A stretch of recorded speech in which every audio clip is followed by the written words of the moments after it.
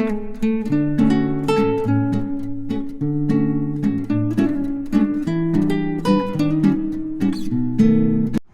Guys, welcome to RMJL cooking.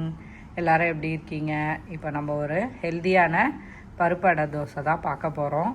அது வந்து எப்படி செய்கிறதுன்னு பார்த்துடலாம். அதுக்கு தேவையான பொருளாக இங்கே எடுத்து வச்சுருக்கேன்.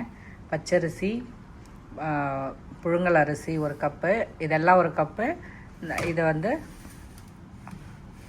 பருப்பு வகைகள் கால் கப்பு எடுத்து வச்சுருக்கேன். அது கூட ஒரு 1/4 கப்பு கோதுமை எடுத்து வச்சுருக்கேன். பச்சை பயிறு 1/4 கப், முழு உளுந்து, வெள்ளை உளுந்து இருந்தாலும் அதையும் சேர்த்துக்கலாம். நான் கருப்பு உளுந்து இருக்கிறதுனால கருப்பு உளுந்து போட்டிருக்கேன். துவரம்பருப்பு 1/4 கப், கடலைப்பருப்பு 1/4 கப்பு எடுத்து வச்சுருக்கேன். இது எல்லாத்தையும் ஒன்றா போட்டு ஒரு பாத்திரத்தில் போட்டு ஊற வச்சிடலாம்.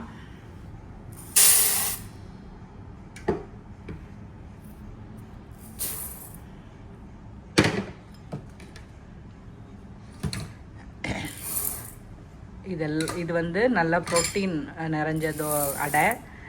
இது கூட வந்து தேங்காய் சட்னி வச்சு அவியல் வச்சு சாப்பிட்லாம். எல்லாமே சூப்பராக இருக்கும். இது எல்லாத்தையும் போட்டு நம்ம ஊற வச்சிடலாம். அப்புறம் அது காரத்துக்கு ஏற்ற மாதிரி நீங்கள் காஞ்ச மிளகாய் கொஞ்சம் ஒரு 15 20 எடுத்து நம்ம தண்ணியில் போட்டு ஊற வச்சிடணும். காஞ்ச மிளகாயும் தண்ணி ஊற்றிட்டு நல்லா கழுவி ஊற வச்சிடலாம். நம்ம ஒரு 4 to 5 hours வந்து இது ஊறிட்டு அதுக்கப்புறமா எப்படி அரைச்சி தோசை அடை வாக்குறேன்னு சொல்கிறேன். இப்போ நம்ம ஊற வச்சுருந்த பருப்பு அடைக்கான பருப்பு அரிசி எல்லாம் நல்லா ஊறிடுச்சு.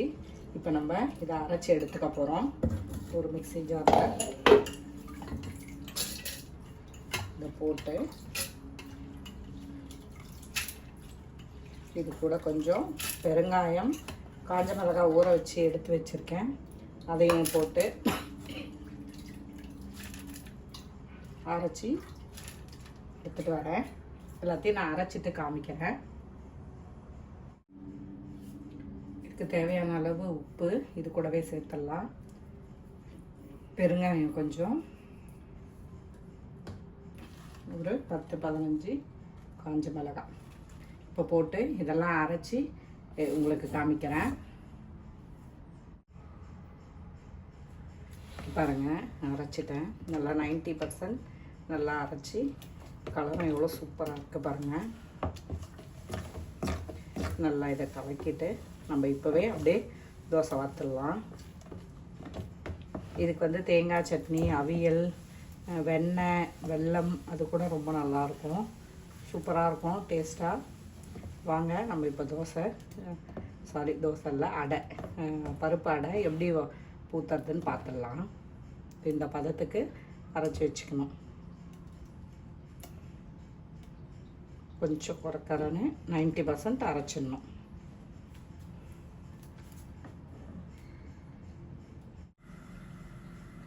இப்போ அடை மாவு தயாராக எடுத்து வச்சுருக்கேன். இப்போ நம்ம அடை வந்து ஊற்றிடலாம்.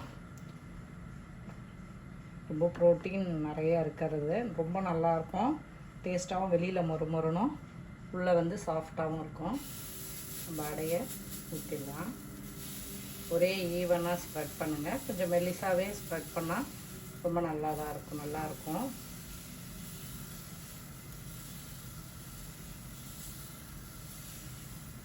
அதுதான். இதில் கொஞ்சம் நம்ம ஆயில் போட்டுக்கலாம். தேங்காய் எண்ணெயில் ஊற்றுனீங்கன்னா இன்னும் சூப்பராக இருக்கும். நான் ஆயில் தான் போடுறேன். இப்போ கொஞ்சம் நேரம் இதில் விடலாம்.